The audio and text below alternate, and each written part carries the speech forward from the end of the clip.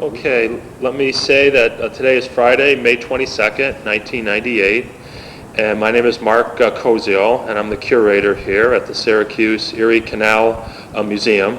And today I am interviewing Reuben Coyne, who has a lot of great stories to tell us about life on the old Erie Canal.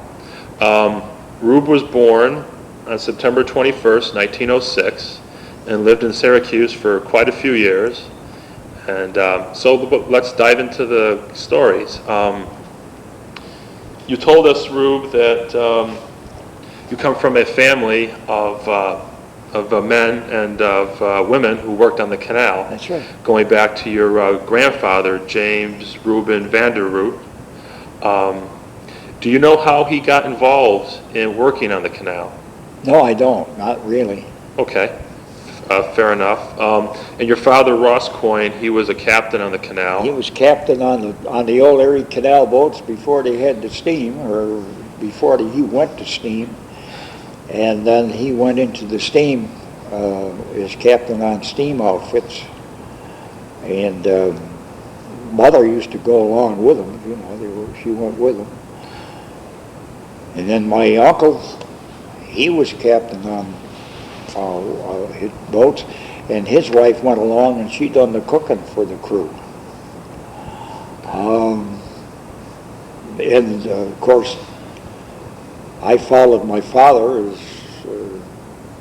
onto the water, and my uncle's boys followed him, so there was a whole lot of us in the captains and so forth. Can you remember what your father was paid for his work? No, I don't. Transporting goods? No. Okay. I don't imagine much. But Right. I don't imagine much. Yeah, we've read a lot of stories here of how the young boys who were guiding the mules down the towpath would sometimes get paid, and other times at the end of the month, if the captain didn't feel like paying. I didn't know anything about that. I was pretty small at that time. You know. Right. Yeah, you were born in 1906, so that was the time period when the state was building the Barge Canal. That's when they started. I think they started along about that time. Right, right. I just happened to read that they started in 1901. In 1901. It took about 17 years before they finally opened the Barge Canal. They opened it up in 18, didn't they? Yes, yep, right during the First World War, the final year of the Great War. That's right. And, well, I should say that Rube has been kind enough to donate to us a beautiful boat model that has a very nice background.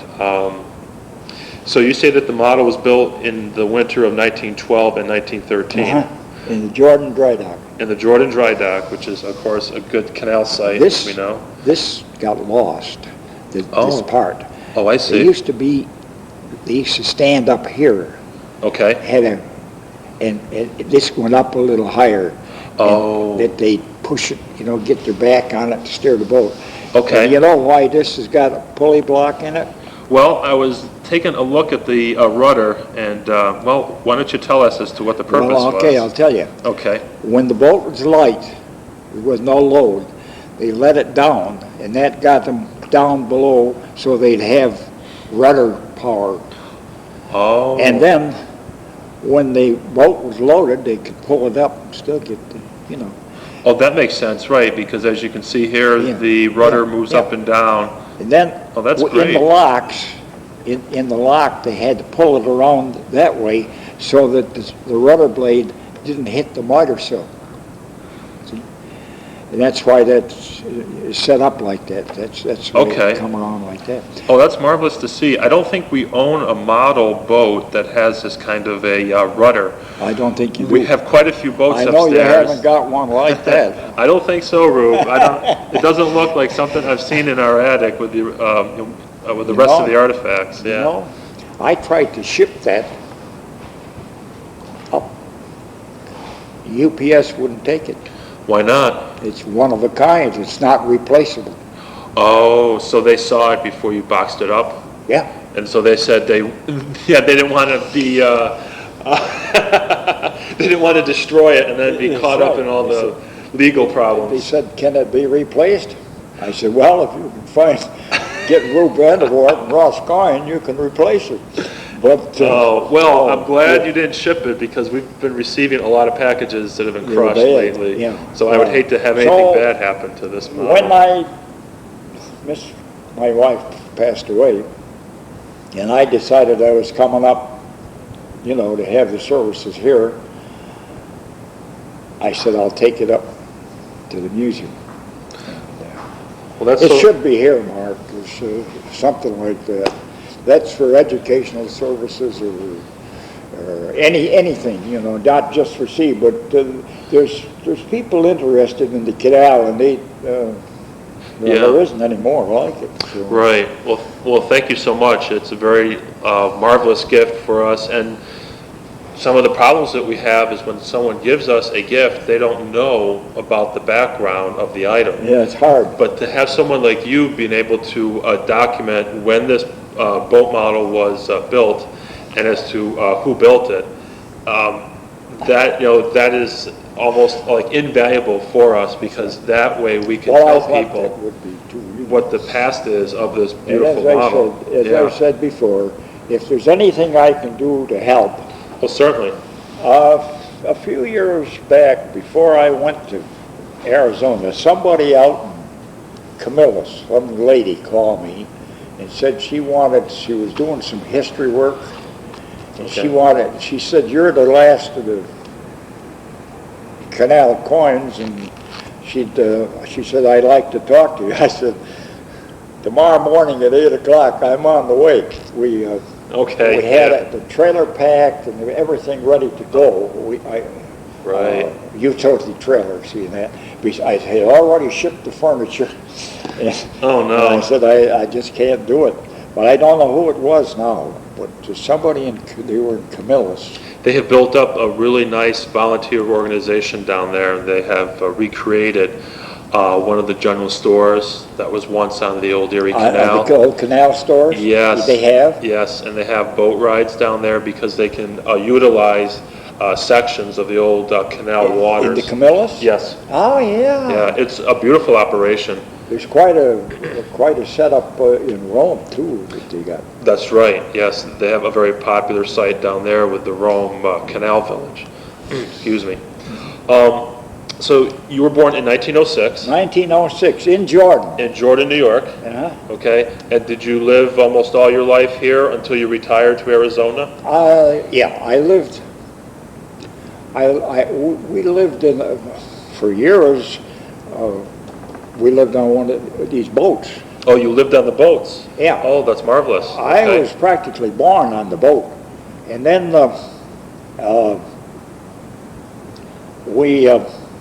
we moved into Jordan again. Went back there. Grandfather lived there, of course, and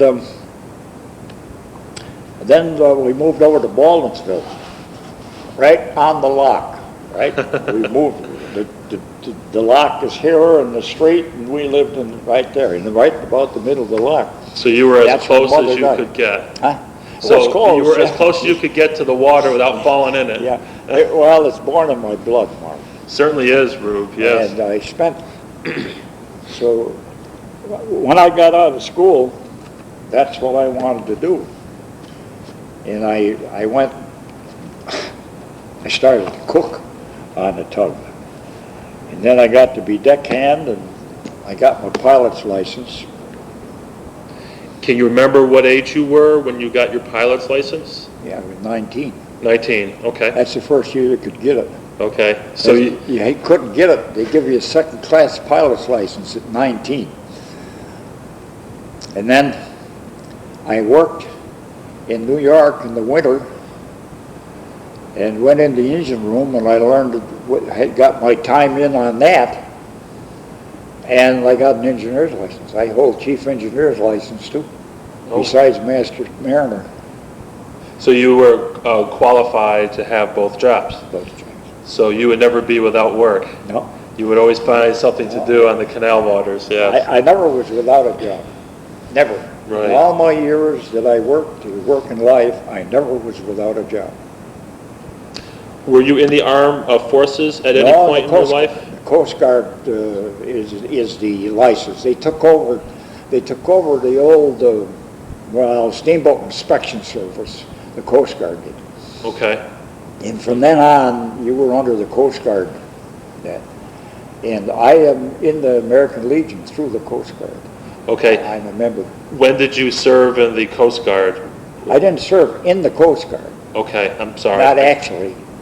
Under the Merchant Marine, see, the Merchant Marine license. And it's through the Coast Guard. Okay. About 4 years ago, I got a letter from one of the commandants. He wanted to join there. So I wrote back and said I didn't belong in the service. He said, I got a letter back. You were in the service. You're part of the Coast Guard. And you're eligible to join. So I did. Oh, good for you. Good for you. But, what did you do during the Second World War? I was captain on a tugboat around New York Harbor. We ran gasoline and stuff from the west down the canal into New York. And we were very busy. Very sure busy you were. with that, pushing the tank barge through the canal on the Hudson River and that. Very busy. We kept us real busy. Right. So you were helping to keep the line of the supplies going. Years back, we used to tow great big tows of grain and that stuff, but the grain went away. After they opened the Welland Canal through, the grain trade went that way. Yeah, but we used to be a lot of oil. We handled a lot of oil. Heavy oil, crude oil. We used to bring tank barges load of molasses, take it to Buffalo. Well, that's interesting, yes. Let's see. So you said that you lived on the canal boats when you were a very young boy. Very good. And you were showing us some really good photographs that you donated to our museum back many years ago. Yeah. And there's one very interesting photo showing your father and mother on a boat. Mm-hmm. It's the, I can't remember the name of the boat. You'll have to help me. City of Fulton. City of Fulton. It's a lovely photo showing the boat in between the junction of the Oswego Canal and the Old Erie Canal, right across the street, so to speak, from the Waylock building. Yeah. Your father was the owner of the boat, right? He was the owner. Okay. Mm-hmm. And do you remember how long your father had the boat before he did away with it, or it rotted out underneath his feet? Let me see. I think he owned that boat about 6 years. Okay. I think he owned it about 6 years. I was pretty small, but I grew big, a lot bigger on that boat. Okay, that's great. I don't know who these two are on the top, but one of them, I'm sure, is the engineer, but I can't remember his name. I can't remember. Yeah, those are two full-grown men on top of the boat. It was actually three of them. Here's the actual photo, Rube. It'll be a lot easier to see. There's 1, 2, and 3. Yeah. There's one fellow there close to your mother. Yeah. I don't know who that was. I don't know. I know one of them is the engineer, and probably the other was a deckhand. I don't know who that would be back there. I couldn't say, but. Did people come and go in terms of the crew members, or did you have steady people? They changed. So they would change quite often. Yeah. The engineer usually was the same. Mother did the cooking. Okay. She was the cook for him. Can you remember some of the food she used to cook for you? Oh no. No. Yeah. Yeah, that goes back a ways. I can tell you now, it was healthy. Sorry? It was healthy. Oh yes. Okay, it was healthy. A lot of milk and butter and eggs and sausage. At that time, that's right. She made her own bread and But, yeah. As far as I know, everything was good. We used to. I know what they used to. They used to leave Syracuse at a certain time and go down to Oswego, and then on the way they'd stop in Phoenix and different places, put off freight, and I remember that. Sure. So there was a lot of stop and go. You weren't just going all day long without stopping once or twice. Yeah. Yeah. That was in the old canal. Well, that wasn't in the new canal. You know. Right. This- Yeah. Yeah. That was the old Erie Canal before it changed to the and barge. I was only a kid, and it was in the summertime, and I was on the tug. My dad had a tugboat. This is quite a while after this city of Fulton. But he had a little tugboat, and he towed the last 2 barges of soda ash out of the Salvi plant down the canal around that bend where the city of Fulton is, and out to Mudlock, and put them on a rack out there so that they could go. Wow. And do you remember when this was? Not really. I couldn't really put a date on it. Okay. It was. That's okay. It was the last out of that, so it must have been Coming out of Solvay processing. 16 or 17. It was close to 1917. Right, prior to the end of the canal. Yeah. Yeah. And then, that's great. And then we towed we towed the last load of salt out of Galeville too, in the canal boat out with a little tug. Did a little bit of a tug that could go around in here, see? Right. And I can't remember the name. The tug. I can't now. It'll come to me, but Sure. Well, that's interesting. Our current exhibition that we walked through in the other room, we talk about baking soda and salt and Yeah. how those companies this and was products. soda ash, you know. This Right. was soda ash. It went to New York to a glass factory down here. Oh, We didn't take it, of course, but that's where it was going, I know. okay. So you probably took it as far as we as took it Albany. we only took it as far as Long Branch, or not Oh. Long Branch. What's the end of the outlet there? The bridge. What's it? Thompson Road Bridge. No. Thompson Road's the other way. This is west. Going west of here. Okay. On the end of Oneida Lake. It's beyond Long Branch, but it's Okay. out beyond the Syracuse universities where that rowing part is. You know where the Syracuse universities where they had their Oh, where they had their rowing. the regatta. Oh, yeah, that's in the book, actually. Let me see if I can recall where I saw that photo. I do know the place you're talking about, Rube, yeah. I think it's 370. I think it's Route 370 now. And they just put a new bridge in there. Oh, they did? Yeah. Oh. I adjusted 25 years ago they did. Oh, okay, 25 years ago. Well, that's still recent. That's not too long ago. Well, I'll keep looking for it. Maybe I'll find it. So you worked on the old Erie Canal, well, Barge Canal, really, I wasn't 1924. really working. I was just a passenger, but I was there with my dad. Right. And, yeah. Can you remember any stories or any things that you did while you were a young man Not back really. then? Okay. Not really. Did you ever fall off the boat into the canal? I didn't bother falling. I jumped off lots of times. You jumped off? Boy, I learned how to swim, you know. Oh, okay. I bet the water was pretty messy. We've heard many stories of waste and garbage being thrown in the canal. In that old canal, where we were towing the boats, tug stirred up the mud so bad that you could almost walk ashore.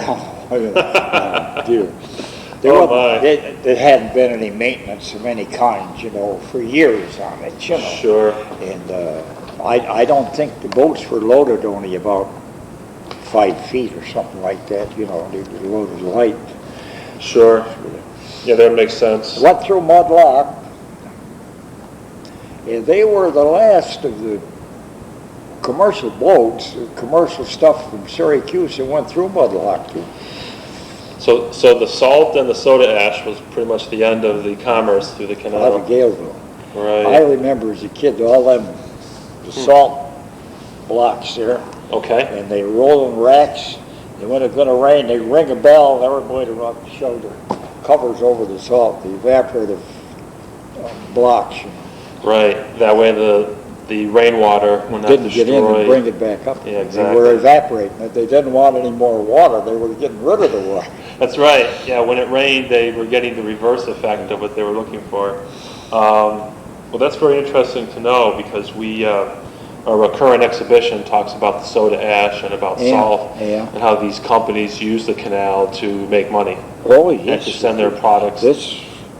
There was an awful lot of it went out of Salvi, down the old Erie Canal, you know. They took a lot of it out of there. Yes, they sure did. Oh, Mark, the canal built this part of the state to the western end of it, too. The canal did it.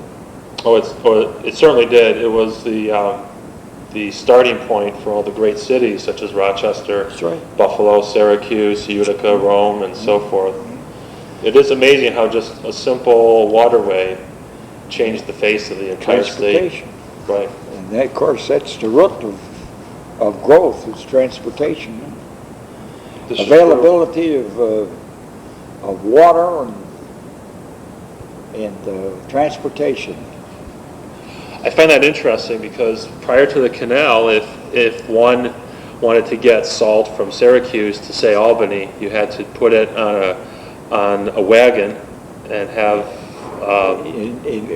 that's right. And somehow get it from Syracuse to Albany on just a simple wagon and a few barrels of salt. And of course, the salt will cost $25, $30 a barrel when they sell it because there's only so much of it being shipped. And then when the canal opened up, you had these beautiful boats that were quite long and very deep and large. Yeah, that's the root of growth, is transportation and the availability of water. Of water, okay. What I mean by that is you can't grow these buildings and all that stuff if you don't have water. What's the population going to do? That's one thing in Arizona that we don't have much of. Right. Right now, they're taking the water out of the ground. They got the CAP, but they can't use the water. They couldn't use it. I knew they couldn't use it when filthy, you know. Oh, God. And but they're taking so much water out. Right. The wells keep going down, 600-700 feet wells now. And they're dropped the table. When you don't, now this year they'll get water. They got a lot of water. They got a lot of rain. Yeah, we had a wet spring. They had over half the annual rainfall by the 1st of May. But that's the CAP water we got. It's a lot of it, but what they're doing now is recharging the aquifer.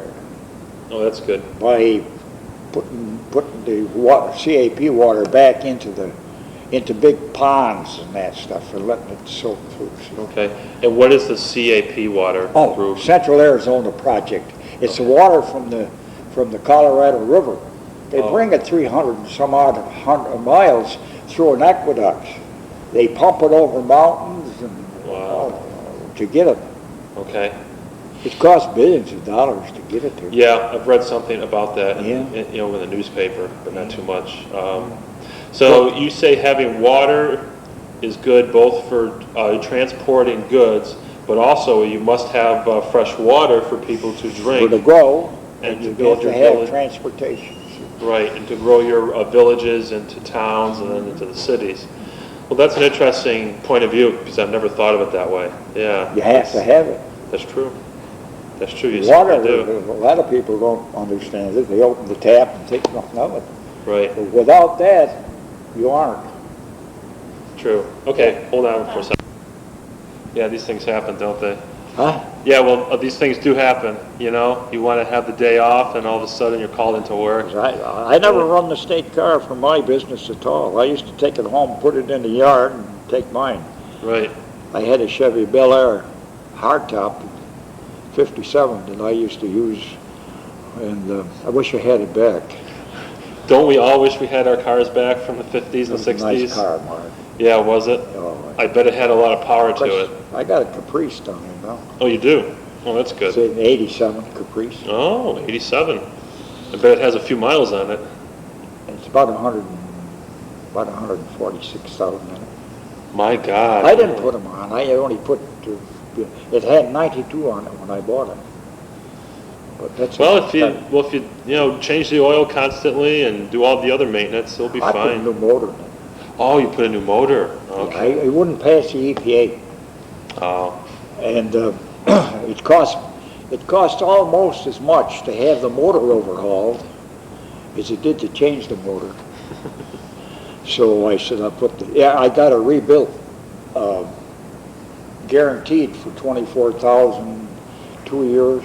Oh, that's good. Put it in it cost with a new radiator core and new fan, new water pump, new fan, all the belts and everything, and a guarantee for $24,000 for 2 years for $2,000. So, it's not bad. They wanted $1,200 to overhaul the engine, and that was only a valve job. Oh. And then the radiator would have been extra and everything, so I come out. You did a good job there, yes. You came out ahead. Getting back to your time on the canal, working on the Barge Canal, what kind of duties did you have to perform as the superintendent for District 3? Did I have to perform? Yeah, you must have had many duties, but I did. What were some of the highlights? I had to, for anticipation for repairs, I had to see that the crews that were on the houseboats were, properly fed, and the houseboats were maintained properly. And we had cooks. We had housemen on those houseboats. So that was with the hydraulic dredge and with the Dipper Dredge. And then also I had to check the payroll, see that supplies, all the necessary supplies were got, order all the parts for all the engines and all that sort of thing. All the requisitions had to go through my hands for that. Then they had, of course, they went through several hands, but I was the one that had to order them. Right. And I had to anticipate. And then I had to also anticipate a lot of the work that they did ahead of time, like what cyclic work that we had to do, different things that happen once a year, or sometimes twice, every second year, that they had to be dredged and all that. I also had to maintain that the operators of the buoy boats that take care of the aids to navigation, they were serviced, and they had all the supplies they needed in that. Okay. And it kept me busy. Did you work out of from like an office building? I worked out of the office, out of one of the office down at the district, not the district office, which was up in the office building, down at the canal office down on Solar Street. Okay, on Solar Street, and is that here in Syracuse? Yeah. Well, there was 5 of us in that office now. Yeah. There was the section superintendent, the electrical supervisor, me as the floating plant supervisor, the shop supervisor, and then the section superintendent, I said, yeah. General foreman, that's who I meant to say. He was the general foreman, the head charge of the labor gains. He had 4 or 5 labor gains he had. Then they had a carpenter shop down there where they had all the carpenter work. It was in that way. It was a big installation, a big machine shop. In that machine shop, we made all the dredge pipe for the hydraulic dredges in our machine shop. Oh, you did? Oh, my goodness. I was going to ask you, in terms of the dredging, what happened to the dirt that was pulled out of the canal? Where did it go? Well, we had spoil areas and places where we pumped to. I could pump with the hydraulic dredge a little over a mile of pipeline. And there was a 17-inch suction and a 15-inch discharge pump with a 750 horsepower diesel engine that pumped it. drove it. Then it also had a 200 horsepower generator engine on the dredge. It was number 5, hydraulic number 5. And at the Dipper Dredge, where you couldn't dig with a hydraulic, they used to use the Dipper Dredge. And what is a Dipper Dredge? What is it? Yeah, what does it do, or what does it look like? Is it sort of like well, it's like those the orange peel looks like type? a steam shovel on a boat. Oh, a steam know what shovel it's on a boat. Okay, Yeah. I've seen that. It's big. It's big. It has a big A-frame and the boom and that, and then the dipper stick goes in that big boom. Right. You know. Okay. Well, that's good to know. We have Yeah, photographs of that that. machinery was in there, was put in there when they were on that particular dredge. It was built to use when they were starting to dig the Barge Canal. And then that machine was shifted over to an old hull, a steel hull. It was in a wooden hull to begin with, and they put it in a steel hull that was built in Syracuse here on the Syracuse, by the Syracuse shop. Oh my. That's good to know. Yeah. And the machinery was, I can't remember now, but I think it was built somewhere along about 1907 or 1908, somewhere it was in there. It was awfully hard to get the parts. Right. You had to make most parts. Oh, they did. Yeah. So that's a lot of work. Machine shop. We had a good machine shop. Good machinists. Yeah. I wonder if the dredging operation is as detailed, right now as it once was. I don't know. Since the Thruway took it over, I don't know what they did. Right. My son was captain on the hydraulic dredge here for years. Oh, he was? He worked 33 years for the state. My son did. And is he retired now? Oh, yeah. Yeah, he's retired. Yeah. Yeah, he was captain on number 5 for quite a few years before he retired. He was captain on the hydraulic dredge. He went from deckhand to captain over a period of 33 years. Wow, that's a great rise, huh? Staying with one company, so to speak, and right, moving up. Well, he was in the Navy. He come out of the Navy and come home, and I was working. So you were talking about your son being in the Navy. He was in the Navy. When he come out, he come home, and he spent a few days around. He come home in February. So was talking. He used to be on a deckhand on a tugboat to start with. Right. And I said, "What are you going to do?" He says, "I don't know, Dad. I'm going to look around." So I was captain on number 7 at the time, and supervisor and I said, "Hey, how about getting a job for my son?" Well, he said, "Sure." He said, "Have him come in, we'll sign him up." This was in March, late March. Can you remember what year it was? Yeah, 1956. Okay. And so anyway, he went in and signed up, put him on. He says, "I'll put him on with you." He was on number 7 with me for a little while. And he come out and he says, "I'm going to put him oiler over on the Seneca." I said, "All right, take him." So he put him on the Seneca as oiler. He went as oiler over on the hydraulic dredge a little later. Then he was engineer. He was operator and finally wound up captain on it. After 33 years, when he retired, well, I say 33, it was 30-something, and they gave him his service time. Oh, right. Oh, that's nice of them, yes. Yeah. And he retired, he was 50, and 56. 56. He retired. He could have retired at 55, but he stayed a while, and then he retired. I think it was 56 or 57 when he retired. Okay. Wow, that's very interesting. Yeah, so he lives in Daytona Beach, Florida now. Oh, in Florida. Oh, good. Yeah. So your family has had 4 generations. Well, your family has had 4 generations of family members who have worked on the canal yes. in one way or the other. Oh, That's very interesting. put our life in there. Well, actually, Certainly. as I say, my working life was in the canal and on the water. Right.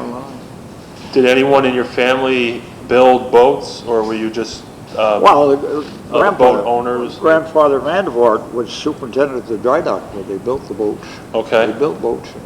Right. Okay.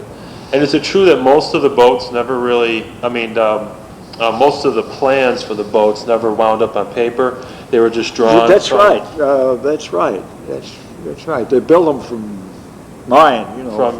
From past boat building experience and from the memory of the boat builders. Somewhere here, I gave Frank that,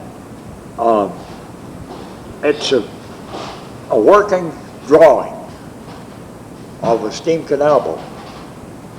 Okay. And he was going to have somebody, a model builder here, build from it, but I don't know. I think he blinked out before he got it done. Yeah, Frank passed away in 1976, if I remember correctly. Yeah. Well, I'm going to keep my eye out for that now that you've told me about the blueprints. It's somewhere in your archives. It sure has to be. Yeah. Yeah, we have them fairly organized, so I don't think it would take too long to find it. Oh, I I'll have to know. look I for can it. see. I can see by your numbers that you look up. Oh, right. Yeah, you can see our catalog. Yeah, that's what I system. say. I can see these numbers, and you know what, you can find what you want. Well, Yes. he probably, as I say, the museum was in its infancy at that time. Right. We were founded in 1962, and Frank was one of the first founding members. Yeah. And so. Frank Thompson, that is. Yeah. Just say that for the tape's sake. Somewhere here, there's that, and there was a blueprint for a tank barge, too. It's the same thing, a tank barge. What is a tank barge? Is it for tanks, as in the tanks in the Army? No. Or a bulk cargo carrier. Oh, cargo carriers. Yeah, like a tank car, a bulk cargo carrier. Sure. Yeah, there was a blueprint for that too. Okay. Well, It's Frank. somewhere here. Well, I I'll think keep my eye I out for better it. get going. Okay. I got things to do. Certainly. Well, thank you for your And, time, well, Reuben. Very and nice of you. I'm going to be here till Wednesday, or well, I'm going to be here till Thursday morning. Okay. And I'm going to be out to that motel. Okay. I'm going to get you one of my cards before you leave, so that you have our address. I'm not sure, but I think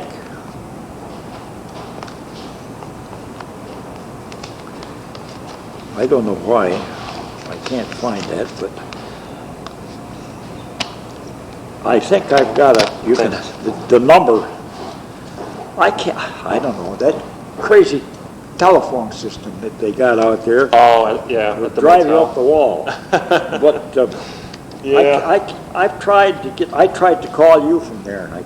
Oh, you did? Yeah. So you called So me I from went a and found payphone? a quarter phone. Yeah, you did, huh? Yeah.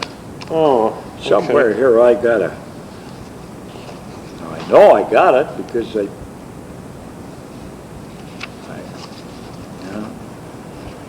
Well, be jiggered. So much stuff in this checkbook, but.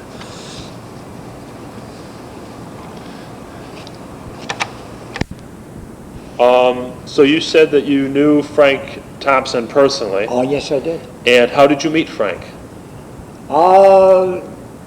It's through the state. He came down to try to get something for the museum from the state shop. Okay.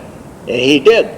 Between Macaulay, who was superintendent, what they call a section superintendent, and me, and the shop supervisor, which was, his name was Ferris Haven, the shop supervisor.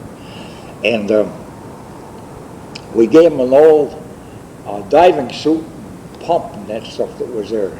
You're the one, or they are the people They are who gave the us ones the that gave diving him suit? the diving suit. We still have it. Yeah. It's in storage right now. That was the first time I met Frank. And then I got talking with him, of course, and Wow. I told him about my model. He says, I want to see that. Well, he said, I'll come out. So he came out, and I showed it to him. We lived in Cleveland at the time, so I lived in Cleveland, New York at the time. And he seen the model. Oh, I said, boy, well, I said, I'll tell you what. He said, I'd like to have, I said, well, I'll loan it to you. So I made out a loan paper, and he brought it in, put it in the museum. And I think that was probably around, well, in the early 60s. Okay, sure. In the early 1960s, we started, I believe the museum was He had some fall of models 19... of canal boat, Mark. He had a couple of models here. They looked like scows, you know, the square bow and that sort of thing. Didn't look like a canal boat at all. No, this model that we see right before us is a better representation. Yeah. So he brought that in, and when I got ready to move down to Arizona, my wife said to me, what are you going to do about your model? Well, I said, I don't know. I think I'll take it. So I called up. Didn't want me to take it, but I did. I really am sorry I did in a way, but oh, well, it's these things happen. But it belongs in here. Well, yeah, thank you so much for bringing it back. It's history. Yes, it is. Yes, it is. It's so much more valuable because of you telling us that it was made at a certain time, and who made it. I mean, that's a great. I mean, that's priceless. That, as I say, that's the only one like it. Mm-hmm. And you do have the prints, basic prints, for a steam canal boat of that era. Yeah. Somewhere you on Earth, you can get them. If you got a model maker, you can follow it. Oh, yeah. There's a lot of model makers in the area. We could always do that. Yeah. Well, thank you very much, Rube. You're very welcome.